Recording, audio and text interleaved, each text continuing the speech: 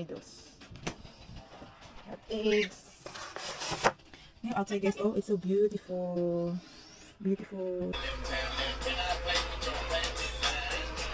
Sing lagi, sing lagi.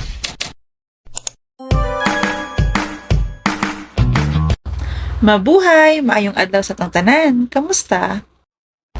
Hi! If this is your first time watching our video, welcome!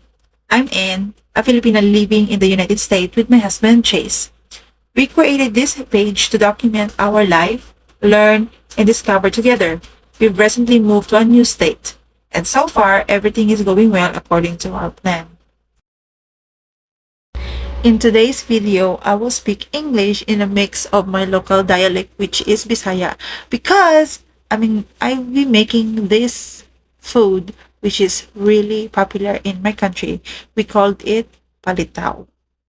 Everything that I use here and the ingredients I will put on the description below. I think they call it palitaw because the translation of palitaw in English is float or rice. Also, in the Philippines, some people called it dila-dila, or in English, tongue, because it's shaped like a tongue. Maybe. If you see here, I use purple, but this is like ube. I use a condensed milk, or you can use a ube flavoring. It has sweet rice flour. They also use the sweet rice flour to make a mochi cake. It's here I'm roasting the sesame seeds, and this one is an optional if you want to do this to your coconut flakes, but this is an option. And I mix sugar and sesame seeds. And it's pretty much like that's very easy snack or merienda we called in our language. And that's it. I-plate nyo lang siya, batangan ninyo maglubi, coconut on top, and then do the sesame seed and the sugar. And then my husband requested, because today is off, day off ni sir, so request siya pancake. Kaninga pancake ni siya inspired by Filipino style pancake. So dali ra pud kaayo for all the description na post pa si auntie. Uy, pagluto na day, would you ka sa supply. Anyways, pancakes, easy pancakes, I will put in the description below kung gusto ninyo, and you can try it. Dali ra jud kaayo. So kani anak, gwapo kayong adlaw karon tan-aw ninyo oh. Diba? Init, lubos-lubosin. So, pagtapos ako i-mix ng ingredients, ako na siya ginasala ka, magbuo-buo, manggod siya.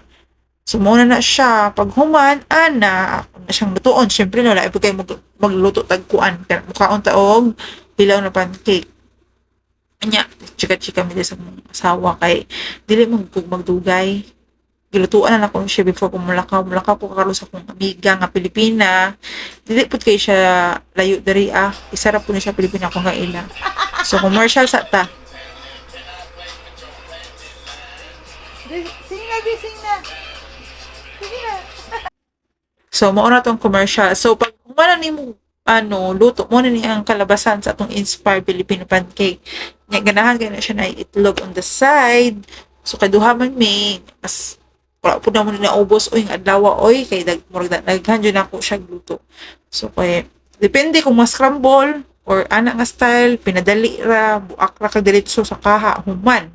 So seasoning basic niya kay ganahan po sa cheese kani tisinga po ninyo lami kay siya butangan yung cheese sa taas. Kasi usa klase nga cheese basta cheese tisingin ninyo lami siya.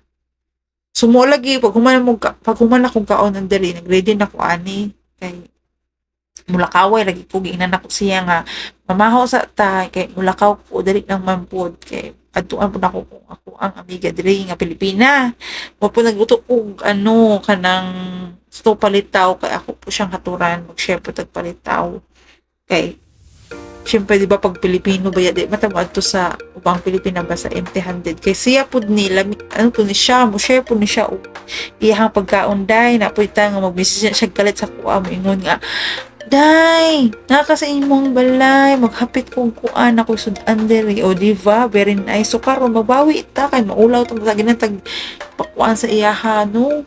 paabot sa iyang pagkaon karon malag dala na pud naglaga po gawas puta po may time dili po siya layo dili so mura ni siya nag-iisang Pilipina na ko namitri nga town tung bag-o pa ko diri sa US naamang ko dagan na ilang nga Pilipina dito to sila ingat na town na state kung baga katunga state man good which is Texas, daghang kay dito mga Pilipinas. So every small town, next town, murag kumbaga sunod nga baryo ba sa tuwa para sa Pilipinas mga sunod-sunod nga baryo na agi mga kailang nga Pilipina. Diri man gud sa among bag-o nga puy-an nga states, layo pud kami kay sa city.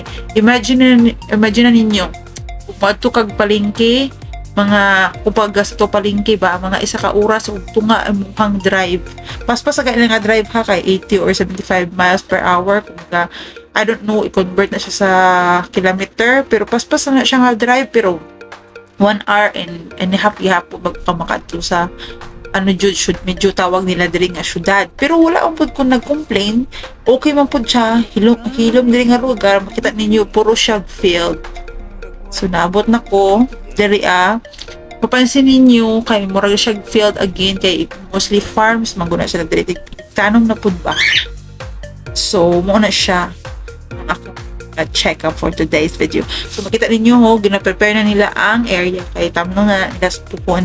Kani pabalik ako ni paulit na ni alam mga alas 5 na pud ni medyo sayag pa no siya tadawon no kay manug summer na gudiri inya ang adlaw diri sa ilaha mubaba mga alas 9 na sa gabi. So maski alas 6 pa sa gabi hayag gihapon mapapansin alas 5 na ba sa Pilipinas kung alas 5 na medyo na siyang nitawa pero karon diri kay summer na dili pa. So, muura na karon guys. Uy, pumunta na po tayo mag-check. Nami pangutan na leave the message o comment down below. Salamat kayo sa pagtanaw sa inyo ha. Salamat kayo sa pag-share, sa pagtanaw, sa pag-chika, pag-anhidiri. Until next time sa among YouTube channel guys. Salamat kaayo. Bye!